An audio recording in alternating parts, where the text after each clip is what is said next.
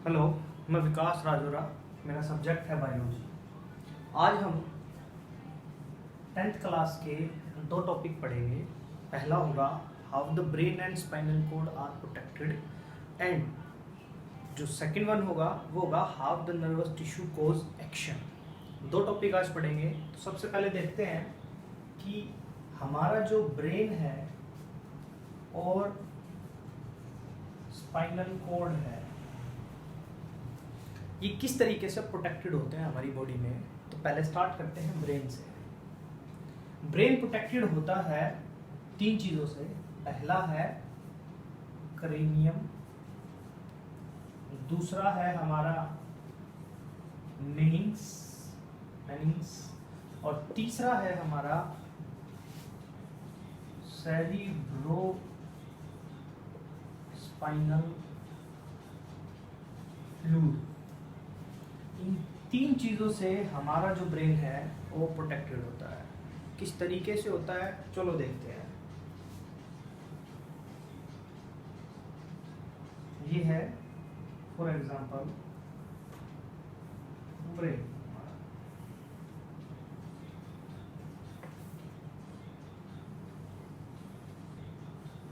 ये brain for example. तो जो सबसे बाहर वाली हार्ड कवरिंग होती है वो बनी होती है हमारे स्कल की हड्डियों की, जिसको बोलते हैं हम क्रेनियम, या इसको बोलते हैं ब्रेन बॉक्स। हमारे सॉफ्ट ब्रेन को ये प्रोटेक्शन प्रोवाइड करता है। बाहर से अंदर की तरफ चल रहे हैं हम। तो सबसे बाहर हो गया क्रेनियम। ब्रेन बॉक्स बोलते हैं हड्डियों का बना है, स्कल का बना है, दैट इज क्रेनियम। और ये जो जगह बच गई, ये इसको बॉक्स इसलिए बोला है क्योंकि बाहर से कवर कर रहा है और अंदर ये खाली जगह है जिसमें हमारा ब्रेन है। तो ये हो गया ब्रेन बॉक्स, इस हड्डियों से बना हुआ ये ब्रेन बॉक्स यानी कि क्रेनियम। चलो उसके बाद चलते हैं सेकंड पार्ट, मीनिंग। यहां क्या होता है, 3 लेयर्स होती है। मीनिंग्स जो होती हैं इसमें 3 लेयर्स होती हैं और फाइनली यहां से हमारा ब्रेन स्टार्ट हो जाता है। तो ये जो 3 लेयर्स हैं, these are the 3 layers। 3 layers जो होती हैं ये फिल्ड होती हैं फ्लूइड से, जिस फ्लूइड का नाम है सेरिब्रोस्पाइनल फ्लूइड। क्या रोल है? रोल यही है कि ये शॉक से बचाती है हमारे ब्रेन को, शॉक से बचाती है। छोटी मोटी चोट लग जाती है तो ऐसा नहीं होता हमारा दिल सर जो है वो दीवार के साथ टकरा गया तो ऐसा नहीं होता कि हमारे ब्रेन पर सीधा चोट लगी है। अगर छोटा मोटा अगर टकरा है तो बहुत जोर से तो ऑब्वियस सी बात है वो अंदर तक जाएगा, लेकिन अगर छोटा मोटा कुछ हुआ है, आपस में सर टकराया हो तो कुछ नहीं होता, एक छोटा सा झटका लगता है और वो खत्म। तो वो क्या है, वो प्रोटेक्शन जो आई वो कहाँ से आई? इन 3 चीज़ों की वजह से। तो ये चीज़ें ब्रेन को प्रोटेक्ट करके रखती है। ये 2 नंबर में आपका क्वेश्चन आ सकता है फाइनल एग्जाम में। How the brain is protected in our body, यानी कि ब्रेन या फिर स्पाइनल कॉर्ड, दोनों आ सकते हैं या दोनों में से कोई एक नंबर में या 2 नंबर में क्वेश्चन अराइज हो सकता है। तो आप उसका सिंपल सा आंसर दोगे क्रेनियम। बाहर सबसे बाहर क्रेनियम हार्ड पार्ट है। क्रेनियम जो है वो ब्रेन बॉक्स बनाता है। नेक्स्ट मीनिंग्स, 3 लेयर्स होती हैं।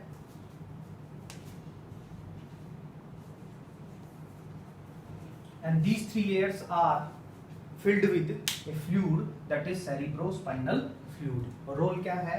शॉक से बचाते हैं हमारे ब्रेन को। ये थी प्रोटेक्शन ब्रेन की। बात करते हैं स्पाइनल कॉर्ड की। स्पाइनल कॉर्ड कैसे प्रोटेक्ट होता है? सबसे पहले तो ये बात करते हैं कि स्पाइनल कॉर्ड होता कहाँ है। हमने ब्रेन पढ़ा था, ये ब्रेन है। फॉर एग्जाम्पल रफली एक ब्रेन बना देता हूँ मैं। ये ब्रेन, ये ब्रेन, और ब्रेन से आगे निकलता है हमारा जो हाइंड ब्रेन था। हाइंड ब्रेन से आगे का जो पार्ट था वो था हमारा स्पाइनल कॉर्ड। तो स्पाइनल कॉर्ड कहाँ और कैसे प्रोटेक्टेड होता है? तो स्पाइनल कॉर्ड जो होता है वो हमारी बैकबोन। बैकबोन बोले तो हमारी रीढ़ की हड्डी किस चीज की बनी होती है? वो बनी होती है हमारी वर्टिब्रल कॉलम से। और वर्टिब्रल कॉलम के बीचों बीच ये हमारा स्पाइनल कॉर्ड रन करता है, और ये स्पाइनल कॉर्ड भी प्रोटेक्ट होता है या कवर्ड होता है सेरिब्रोस्पाइनल फ्लूइड से, यानी कि इसके चारों तरफ भी। फॉर एग्जांपल ये स्पाइनल कॉर्ड है तो इसके यहाँ पर ये सेरिब्रोस्पाइनल फ्लूइड भरा रहता है। या फिर अगर मैं इसमें शो करूं तो फॉर एग्जांपल दिस इज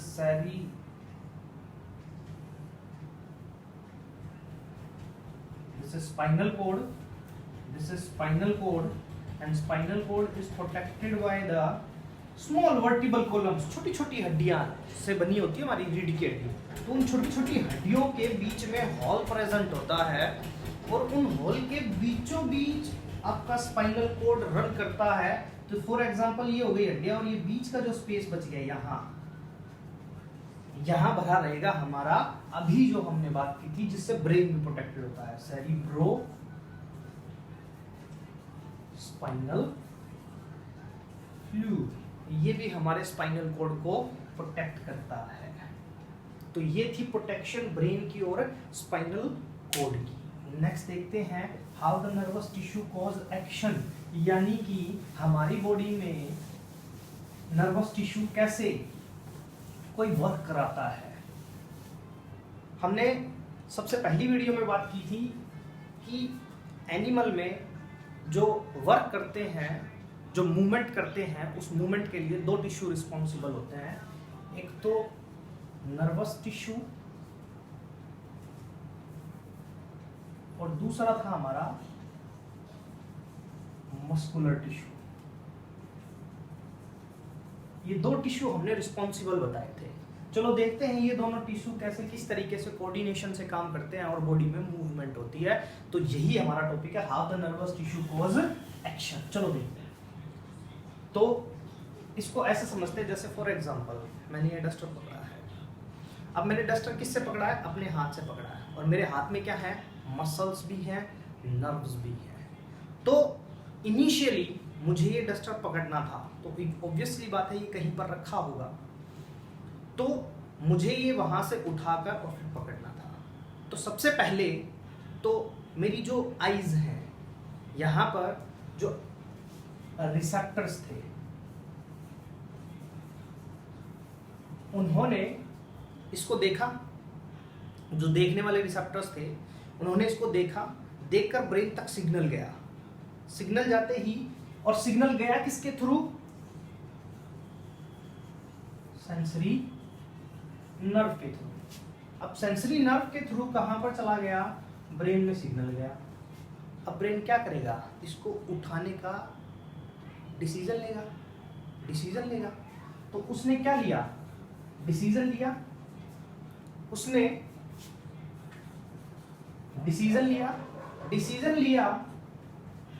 अब इस डिसीजन को वो आगे उठाने के लिए किसको कहेगा? ऑब्वियस सी बात है, ये जो डिसीजन गया ये कहां जाएगा?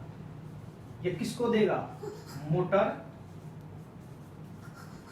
नर्व्स को। मोटर नर्व्स किसको देंगी? मसल्स को। मसल्स क्या करती हैं? वर्क करेंगी और इस डस्टर को उठाएंगी। अब अगला क्वेश्चन ये राइज होता है कि हाउ दीज मसल्स वर्क, ये मसल्स काम कैसे करती हैं? तो हमने फर्स्ट वीडियो में बात की थी कि फॉर एग्जांपल ये नर्व एंडिंग है,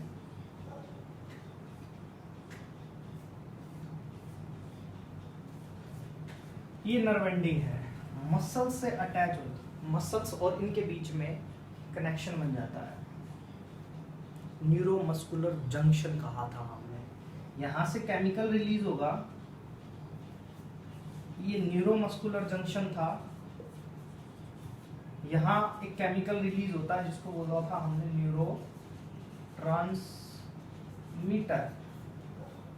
न्यूरोट्रांसमीटर इन मसल्स की जो वॉल होती है उस पर रिसेप्टर्स प्रेजेंट होते हैं।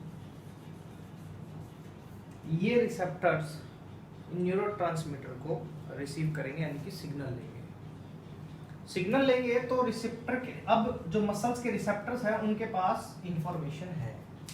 तो मसल्स कैसे काम करेगी, तो इसको जरा देखते हैं कि मसल्स कैसे काम करती हैं। तो अब सिग्नल किसके पास, नर्व से, मोटर नर्व से मसल्स के पास रिसेप्टर के थ्रू आ चुका है।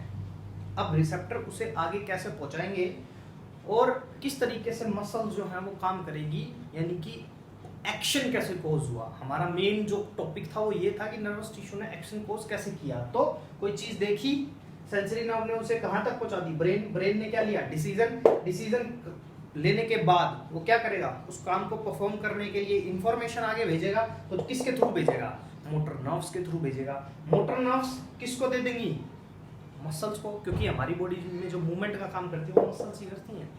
या अगर कोई हार्मोन सीक्रेट कराना है तो ग्लैंड्स को दे देगा। जैसे फॉर एग्जांपल आपका फेवरेट फूड आपके सामने और मुंह में पानी आना स्टार्ट हो जाता है, तो ऑब्वियस सी बात है वो ग्लैंड को दिया गया है इंफॉर्मेशन या इम्पल्स, तो पानी सीक्रेट हो गया।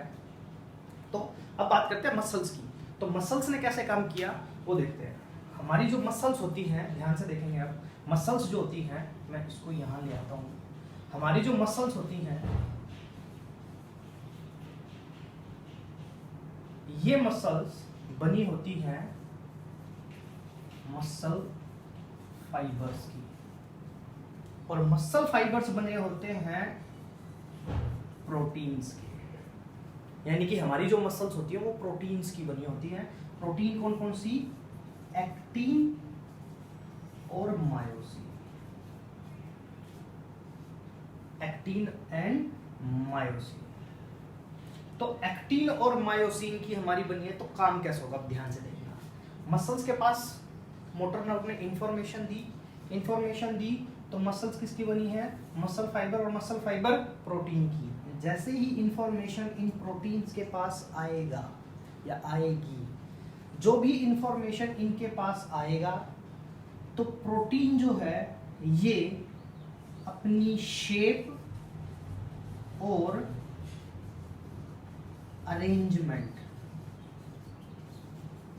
चेंज कर देंगी, और चेंज करेंगी तो क्या हो जाएंगी, शॉर्ट हो जाएंगी। मसल्स के पास सिग्नल आया, मसल्स किसकी बनी है, फाइबर किसके बने हैं, प्रोटीन के। जैसे ही प्रोटीन्स के पास सिग्नल आएगा, शेप और अरेंजमेंट दोनों चेंज हो जाएंगी, और मसल्स की शेप जो है वो शॉर्ट हो जाएगी, और मसल्स वर्क कर लेंगी। यानी कि डस्टर मैंने जो पकड़ा हुआ है, ये मसल्स अभी वर्क कर रही है।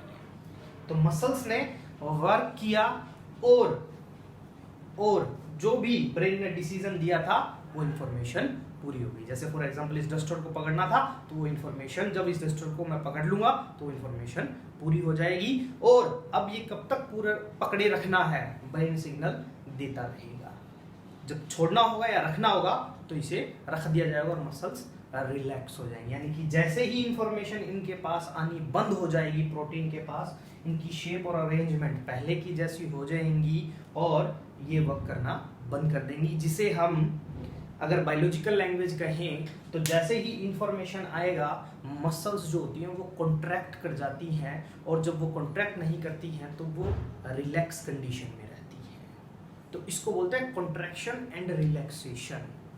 जैसे ही मसल्स के पास क्या आएगी, इंफॉर्मेशन आएगी, वो कॉन्ट्रैक्ट करेगी। तो ये एक्चुअल में मैंने आपको एक कॉन्ट्रैक्ट करने का तरीका बताया है कि कॉन्ट्रैक्ट कैसे करती हैं। तो प्रोटीन होती है, प्रोटीन की शेप और अरेंजमेंट चेंज हो जाती है, जिसकी वजह से वो शॉर्ट हो जाती है, जिसको हम वर्क कह सकते हैं या कॉन्ट्रैक्शन कह सकते हैं। एक ही बात है, कंफ्यूजन कुछ नहीं है। तो इस तरीके से हमारी बॉडी में जो नर्वस टिश्यू है वो एक्शन कोज कराता है। तो इंफॉर्मेशन एक्शन की कहां से आई, नर्वस टिश्यू से। तो काम कराया किसने, मस्कुलर टिश्यू ने। तो इसीलिए नर्वस टिश्यू और मस्कुलर टिश्यू दोनों मिलकर क्या करते हैं, काम करते हैं। तो ये था हमारा नर्वस टिश्यू कैसे काम करता है, how the nervous tissue cause action. तो इम्पोर्टेंट क्वेश्चन क्या आता है इस टॉपिक से, मेन चीज़ क्वेश्चंस की है, फाइनल एग्जाम में हम क्या अटेम्प्ट करेंगे, कैसे करेंगे। तो फाइनल में आपको यही करना है कि रिसेप्टर के पास आया, सेंसरी ने अपने ब्रेन ने फिर डिसीजन लिया, जो डिसीजन लिया गया, डिसीजन जो है वो मोटर नर्व के पास गया, मोटर नर्व ने क्या कराया, फिर मसल्स को सिग्नल दे दिया। मसल्स प्रोटीन्स की बनी हुई है, या ये कह सकते हैं मसल्स फाइबर के बने हैं, फाइबर जो है वो प्रोटीन की अरेंजमेंट और शेप चेंज हो जाती है और मसल शॉर्ट हो जाती है, जिसको हम बोलते हैं मसल कॉन्ट्रैक्शन या वर्क। तो इंफॉर्मेशन जब तक आती रहेगी वो कॉन्ट्रैक्ट करेगी, और जब नहीं आएगी तो वो रिलैक्स कर जाएगी।